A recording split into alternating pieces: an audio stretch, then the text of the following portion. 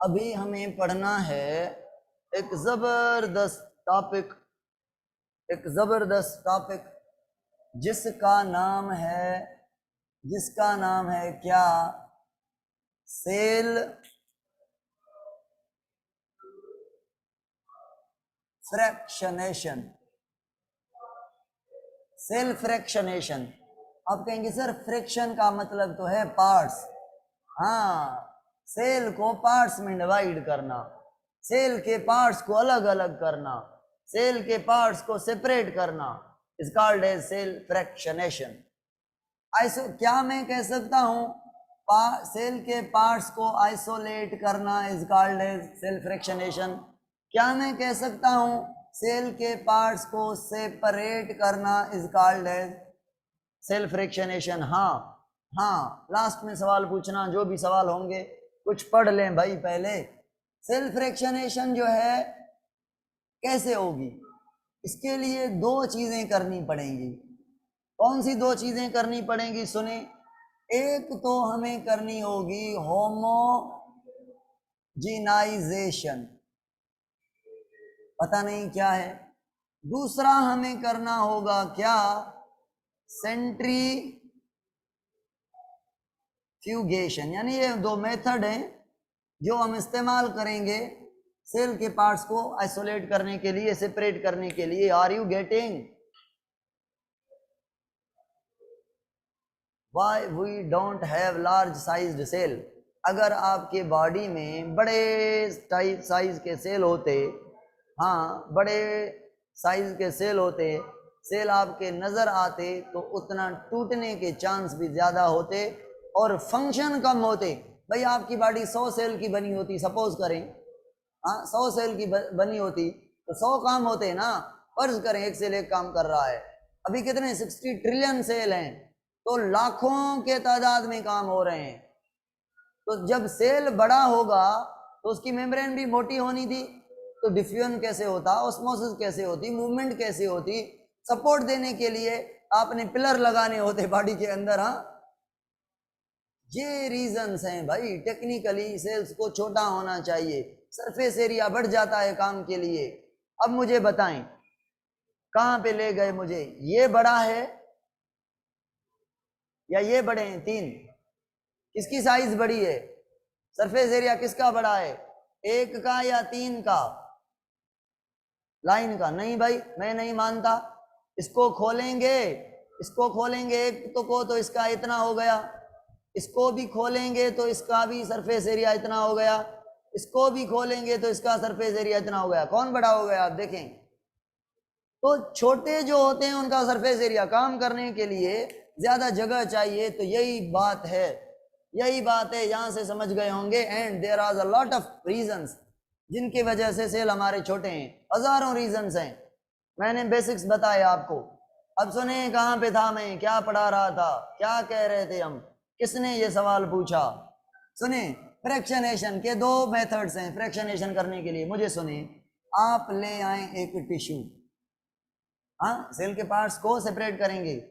Cell किसका बना हुआ है? ऑर्गेनेल का। सेल मिलकर क्या बनाते हैं? टिश्यू। टिश्यू ले आए, टिश्यू भाई ये टिश्यू है, ये एक टिश्यू है, समझ रहे हैं मेरी बात। ये बहुत सारे सेल बनाए हैं मैंने, मतलब ये क्या हो गया, ये टिश्यू हो गया। अब कोई ऐसा मैकेनिकल फोर्स लगाएंगे, जैसे ग्राइंडिंग करें, हम ग्राइंड करें इस टिश्यू को पिस्टल एंड मोर्टर से, तो ये सेल सारे क्या हो जाएंगे? टूट जाएंगे। या मैकेनिकल फोर्स नहीं लगा रहे, ग्राइंडिंग नहीं कर रहे हैं आप, तो क्या करें आप ऐसे केमिकल डालें जो इन मेम्ब्रेन्स को खा जाएं। मुझे बताएं कमेंट में सेल मेम्ब्रेन के अंदर क्या है। आप कहेंगे सर वो ही है जो सेल में होता है, न्यूक्लियस, माइटोकॉन्ड्रिया, क्लोरोप्लास्ट वगैरह वगैरह, Golgi body, lysosome, endoplasmic reticulum. अगर प्लांट का सेल है तो प्लांट के ऑर्गेनेल, एनिमल का सेल है तो एनिमल के ऑर्गेनेल। एक बात कर लें तो हम कहेंगे ऑर्गेनेल होंगे, सही ऑर्गेनेल है भाई। तो अगर ग्राइंडिंग की या केमिकल ऐड किया, या केमिकल से हमने क्या किया, हमने मैकेनिकल फोर्स से या केमिकल से क्या तोड़ा? आप कहेंगे सर मेम्ब्रेन तोड़ी। अगर मेम्ब्रेन ब्रेक की सारे टिश्यू की, तो सारे टिश्यू के जो साइटोप्लाज्म थे, सारे टिश्यू के जो साइटोप्लाज्म थे वो क्या हो गए भाई, एक हो गए। तो यहाँ पे क्या बच गया, ये मेम्ब्रेन तो हमने तोड़ दी, सारी सारी मेम्ब्रेन हमने तोड़ दी। यहाँ पे जो मेम्ब्रेन थी, सपोज करें ये सेल थे, ये 1, ये 2, ये 3, ये 4, ये 5, ये 6, यहाँ पे क्या थे, ऑर्गेनेल थे। तो मेम्ब्रेन हमने तोड़ दी। जब मेम्ब्रेन हमने तोड़ दी, बाकी क्या बचा, कमेंट में बताएं बाकी क्या बचा, ऑर्गेनेल बचे। तो भाई ये ऑर्गेनेल आपके एक सॉल्यूशन के अंदर मिक्स हैं। अब ये जो सॉल्यूशन बनी है, ये जो है सॉल्यूशन, इसको क्या कहेंगे, इस सॉल्यूशन को क्या कहेंगे, right in the chat box. इसको कहेंगे होमोजीनेट, होमोजीनेट, होमोजीनेट या होमोजीनस सॉल्यूशन। ठीक है, होमोजीनस सॉल्यूशन क्यों भाई, क्योंकि एक ही सॉल्यूशन के अंदर सारे ऑर्गेनेल, सारा सेल का सॉल्यूशन इसके अंदर है। सारे सेल्स के न्यूक्लियस यहाँ पर हैं, सारे सेल के mitochondria, chloroplast, Golgi body, endoplasmic reticulum, cytoskeleton सारे यहाँ पर हैं। तो ये जो सॉल्यूशन बनी है मेम्ब्रेन को तोड़ने के बाद सारे सेल्स के ऑर्गेनेल के कॉम्बिनेशन से, फ्लूइड से, उसे हम कहेंगे होमोजीनेट सॉल्यूशन या homogeneous solution. Are you getting okay. सुने भाई, सुने, इसको डाल लें एक बीकर में। चलो भाई, ये ले लिया बीकर, ये एक टेस्ट ट्यूब ले लिया या कोई छोटा सा बीकर ले लिया, इसको डाल लिया हमने सॉल्यूशन को इस टेस्ट ट्यूब के अंदर। अब क्या करेंगे, इस टेस्ट ट्यूब को लेकर आएंगे एक मशीन के अंदर। ये जो मशीन है सेंट्रीफ्यूज मशीन है। सेंट्रीफ्यूज मतलब गोल गोल चक्कर दिलाने वाली मशीन, गोल घुमाने वाली मशीन। वॉशिंग मशीन देखी है, वॉशिंग मशीन, वॉशिंग मशीन में क्या होता है, बीच से मूवमेंट होती है, और मूवमेंट होने से पानी कहाँ जोर देता है, बाहर, बाहर साइड्स पर। तो जो कपड़े होते हैं वॉशिंग मशीन में या पानी, वो कहाँ ऊपर आने की करते हैं, होता है ना ऐसा, ऊपर आने की करते हैं। ये जो फोर्स होता है सेंटर से साइड की तरफ, इस फोर्स को क्या कहते हैं फिजिक्स में, right in the chat box, centrifugal force. नहीं पता क्या ये भी आपको, सेंट्रीफ्यूगल। और सेंटीपिटल क्या होता है, साइड से सेंटर की ओर। चलो भाई, अब सुने, सेंट्रीफ्यूगल फोर्स लगाएंगे, क्या करेंगे, सुने, ये जो मशीन है ना, इसमें यहाँ पे, यहाँ पे, यहाँ पे, यहाँ पे ऐसी जगहें होंगी, ठीक है। बीच में मूव करने के लिए पंखा होगा जो इसको घुमाएगा। तो ये रोटेशन करेगा, ये रोटेशन करेगा। इसमें क्या है, देखें, ये मशीन दरअसल ऐसी है, मैंने आपको दिखाई है ऐसी, ऐसी, ये मशीन ऐसी है, मैंने दिखाई है ऐसी, ये साइड दिखाई है आपको। तो इसमें क्या होगा, यहाँ पे बीकर रखने की जगह, बीकर रखने की जगह, बीकर रखने की जगह, ये बीकर रखने की जगह है। ये सेंट्रीफ्यूज मशीन है। सेंट्रीफ्यूज मशीन क्या करेगी, सर्क्यूलर मोशन में मूव करती है। मूव करती है तो कौन सा फोर्स लगाती है, सेंट्रीफ्यूगल फोर्स। जब सेंट्रीफ्यूगल फोर्स लगाएगी तो मुझे बताएं, इसमें जो ये बीकर था, इसमें जो ये बीकर था, मुझे बताएं इस बीकर में क्या था। आप कहेंगे सर क्या पूछ रहे हैं, क्या था। आप कहेंगे सर सारे जो ऑर्गेनेल हैं, ये न्यूक्लियस बना लिए मैंने, ये माइटोकॉन्ड्रिया बना लिए मैंने, थ्रेड टाइप, ठीक है, थ्रेड टाइप माइटोकॉन्ड्रिया बना लिए, और ये गोल टाइप लाइसोसोम बना लिए। आप कहेंगे सर बाकी सारे ऑर्गेनेल भी मिक्स होंगे, इसमें राइबोसोम भी होंगे, सब चीज़ें मिक्स होंगी, इक्वली डिस्ट्रीब्यूट होंगे, इसीलिए हमें होमोजेनस सॉल्यूशन कहा था। जब घूमने के बाद इसको घुमाएंगे, पहले स्लो स्पीड पे, स्लो स्पीड पे हम इसको चलाएंगे, स्लो स्पीड पर चलाएंगे। स्लो क्यों, मैं आपको समझाऊंगा बाद में।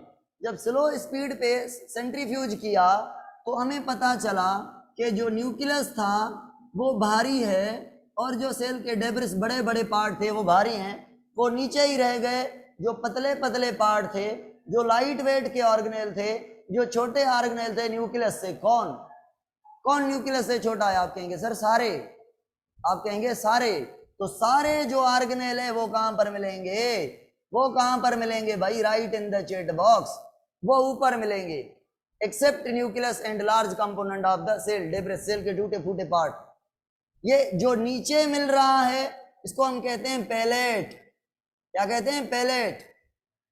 ठीक है, पैलेट। अब अगर इस टेस्ट ट्यूब का मटेरियल इसमें डालें ध्यान ध्यान से, फाइनली थोड़ा कुछ बचा लें तो क्या बचेगा? न्यूक्लियस बचेंगे, बाकी सारे जो ऑर्गेनेल होंगे वो इस टेस्ट ट्यूब के अंदर, बाकी सारे ऑर्गेनेल इस टेस्ट ट्यूब के अंदर आएंगे। आ गए भाई? समझ आ रही है क्या हो रहा है? आप कहेंगे सर हाँ, पैलेट में न्यूक्लियस सेपरेट हो गया, पहले हैवी था। ये तो भाई मैंने पढ़ाया है आपको कि सेंट्रीफ्यूज मशीन चलाएंगे तो जो लाइट होगा वो जो हैवी होगा वो नीचे होगा, ऊपर नहीं उठेगा। राइबोसोम में मैंने पढ़ाया था, आपको याद करें। समझ आ रही है? नहीं तो मैं फिर पढ़ाऊं कि न्यूक्लियस क्यों नीचे बैठा हुआ है, और नीचे बैठने को क्या कहते हैं? सेडिमेंटेशन कहते हैं। याद है? हाँ तो कह लें, पैसे तो नहीं लग रहे आपके हाँ करने में, या ना ही कर लें। चलो चलो, हाँ कर रहे हैं, धीरज भी, सुगंध भी, सारे कह रहे हैं चलो सर ओके। तो भाई न्यूक्लियस आइसोलेट हो गया, हो गया। कौन सी स्पीड पे? स्लो स्पीड पे। ठीक है। अब दूसरे वाला बड़ा कौन है? क्लोरोप्लास्ट। अब अगर थोड़ी स्पीड बढ़ाएंगे तो मुझे बताएं नीचे नीचे कौन बैठ जाएगा? कौन बैठ जाएगा? क्लोरोप्लास्ट बैठ जाएगा। अगर उससे ट्रांसफर करेंगे इसको तो क्लोरोप्लास्ट बच जाएगा नीचे, बाकी सारे इसमें, तो ये इसमें आ गए। अगर इसमें आइसोलेट करेंगे तो इसमें क्लोरोप्लास्ट मिला, तो मुझे बताएं यहाँ पे क्या मिलेगा? आप कहेंगे माइटोकॉन्ड्रिया मिलेगा। ऐसे ऐसे ऐसे स्पीड बढ़ाते जाएंगे, ऑर्गेनेल को सेपरेट करते जाएंगे। भाई क्यों बढ़ा रहे हैं स्पीड? समझाएं मुझे बताएं, एक सवाल बताएं। अगर एक बिल्कुल छोटा है, एक बहुत बड़ा ऑर्गेनेल है, इन दोनों को सेपरेट करना है। देखें कितना डिफरेंस है, बहुत बड़ा डिफरेंस है। इन दोनों को सेपरेट करना है तो स्लो स्पीड काफी है। अगर दो ऑर्गेनेल हैं अप्रोक्सीमेट एक दूसरे जितने हैं, बिल्कुल थोड़ा फर्क है, अगर स्लो स्पीड चलाएंगे तो सेंट्रीफ्यूगल फोर्स स्लो होगा, तो ये इतने दूर दूर नहीं होंगे। पहले तो बताएं ऊपर कौन होगा? लाइट। नीचे कौन होगा? वेटेड, जो है जिसका वेट ज्यादा है। ज्यादा स्पीड देंगे तो ज्यादा सेंट्रीफ्यूगल फोर्स लगेगा। जब ज्यादा लगेगा तो ये डिफरेंस बढ़ाएगा ऊपर जाने का, जल्दी में डिफरेंस ऊपर जाएगा।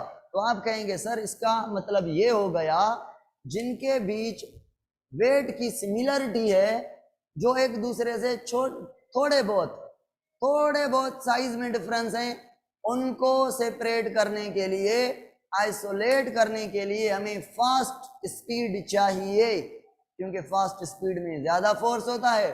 ज्यादा फोर्स से जो डिफरेंस आ जाता है वो ज्यादा आ जाता है, तो सेपरेशन आसानी से होगी। तो ऐसे करते जाएंगे, ऑर्गेनेल सेपरेट करते जाएंगे।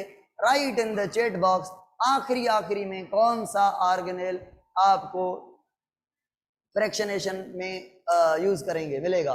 लास्ट में राइबोसोम। हाँ भाई, फ्रैक्शनेशन हो गई।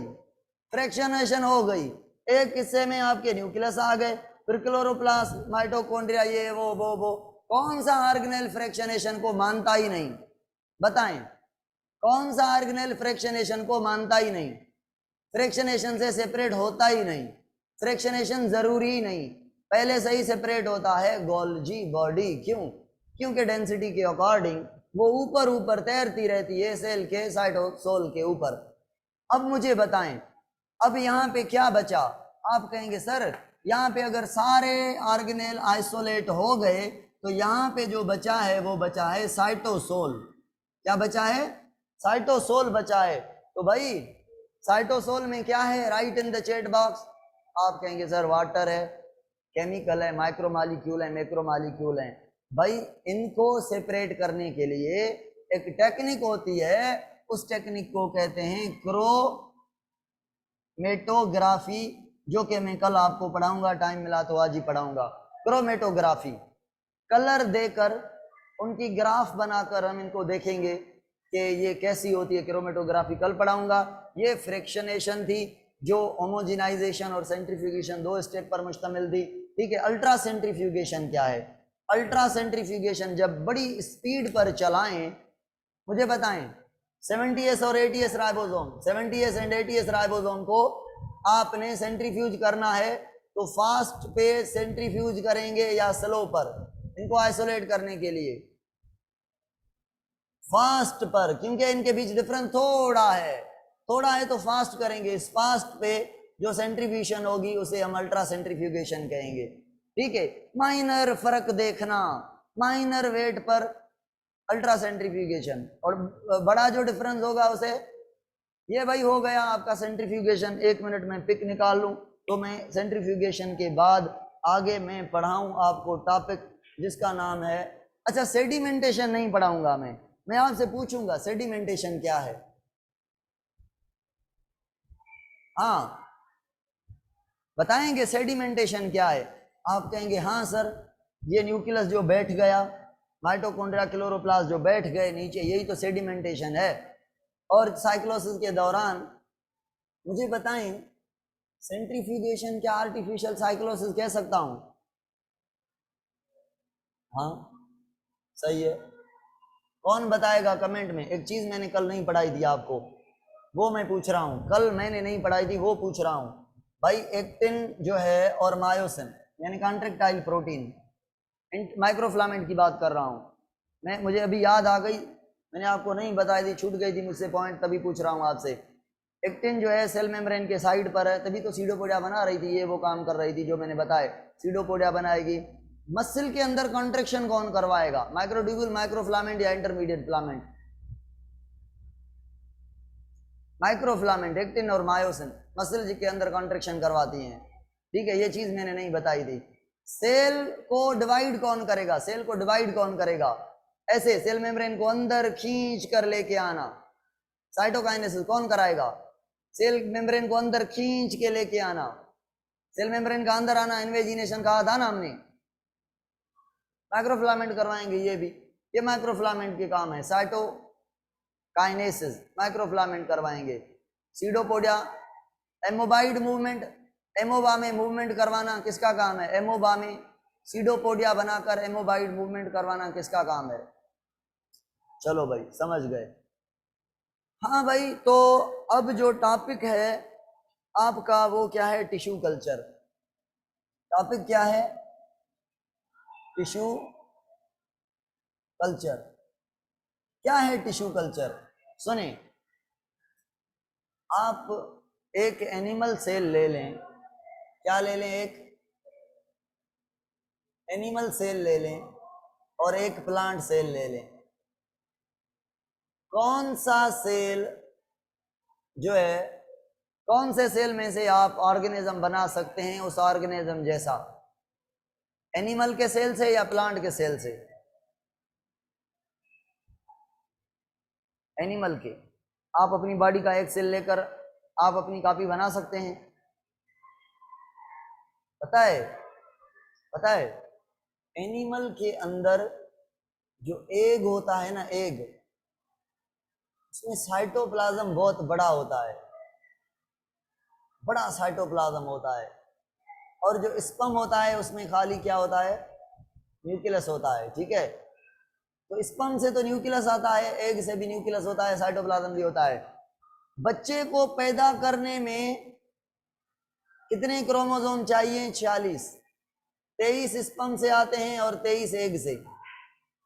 आप कहेंगे सर 46 क्रोमोसोम तो हमारे सेल में भी हैं, सेल में भी हैं, इनसे हम बच्चा नहीं पैदा कर सकते, नहीं, यहां से इन सेल से इस सेल से नहीं कर सकते।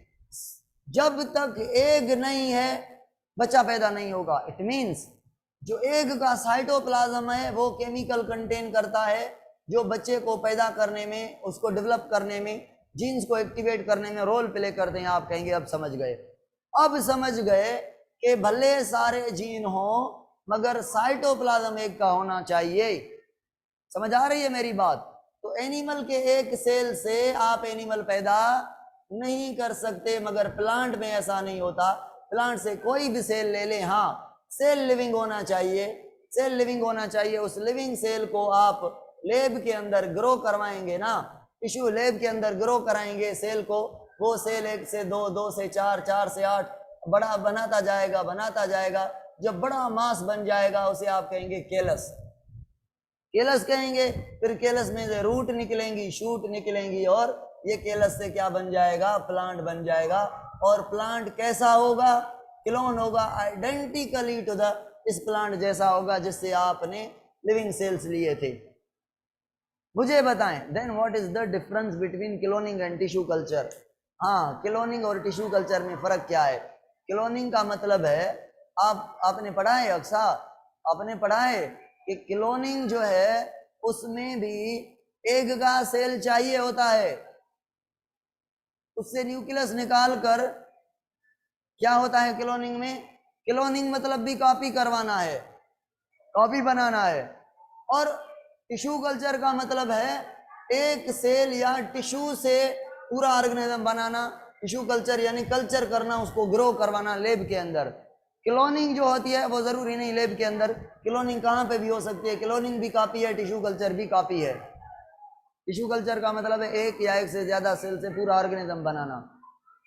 क्लोनिंग में क्या होता है, ये एग लिया, एग का न्यूक्लियस निकाल लिया हमने। अगर स्पर्म और एग के दोनों के न्यूक्लियस मिलाएंगे तो क्या ये ऑर्गेनिज्म बाप जैसा बनेगा? नहीं। क्या बाप जैसा, मदर जैसा बनेगा? नहीं, दोनों जैसा बनेगा, कुछ इसके कुछ उसके कैरेक्टर। अगर इसका न्यूक्लियस हटा लें आप, इसमें आप यहां से न्यूक्लियस निकाल कर अपना न्यूक्लियस यहां डाल दें कि कितने क्रोमोसोम का, 46 का, तो इस सेल से जो बच्चा पैदा होगा, जो बेबी पैदा होगा, वो क्या होगा, हमारा क्लोन होगा। इसमें पाबंदी है, क्लोन कर सकते हैं, क्लोन कर सकते हैं, मगर चाहिए क्या, एग चाहिए, एग का साइटोप्लाज्म चाहिए।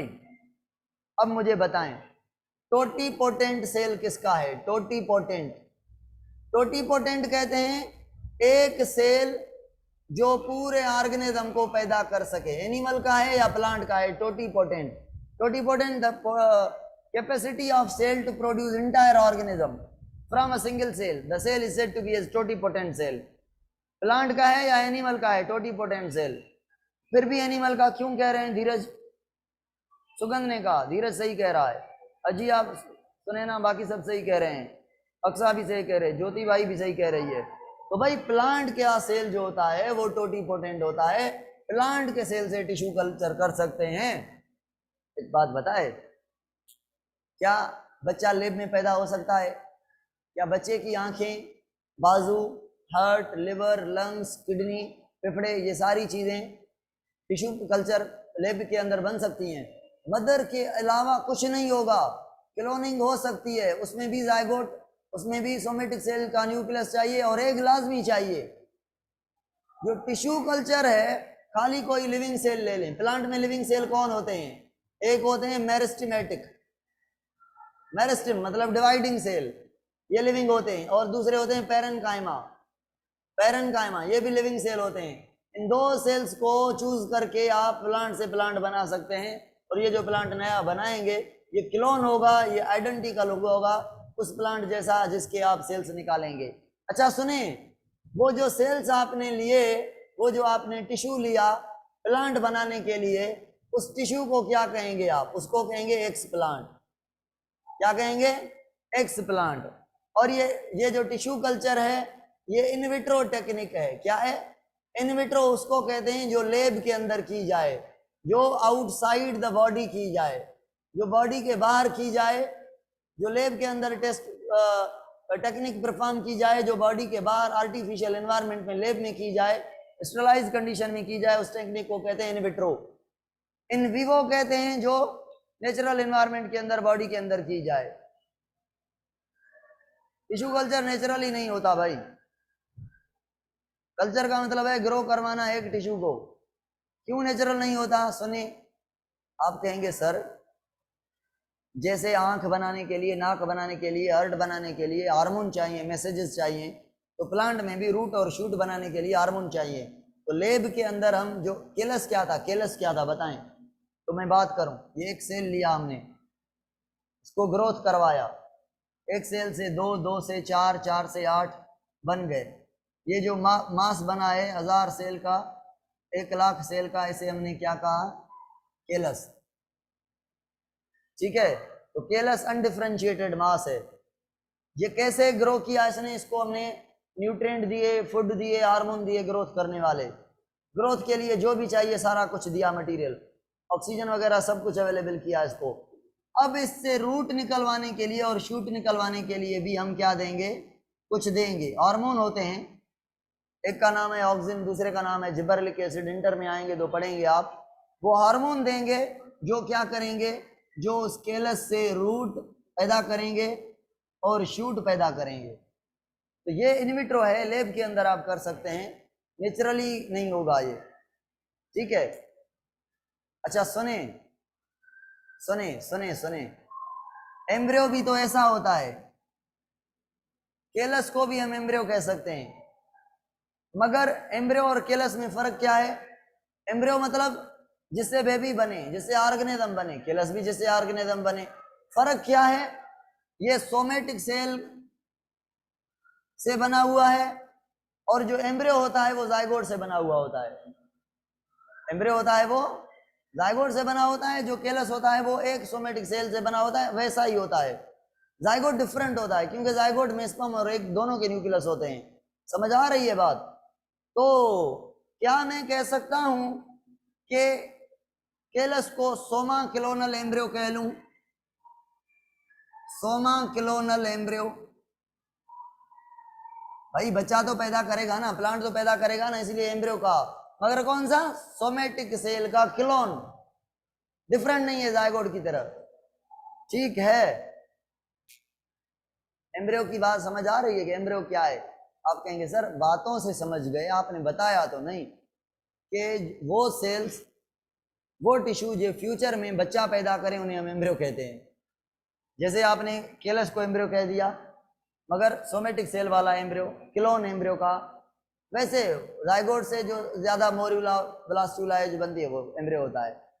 भाई ये दो टॉपिक्स आज हमने पढ़े, ठीक है, cell fractionation and tissue culture. अब मुझे बताएं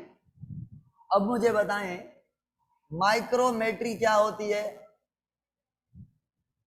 और मुझे बताएं डायसेक्शन क्या होती है, माइक्रो डायसेक्शन क्या होती है।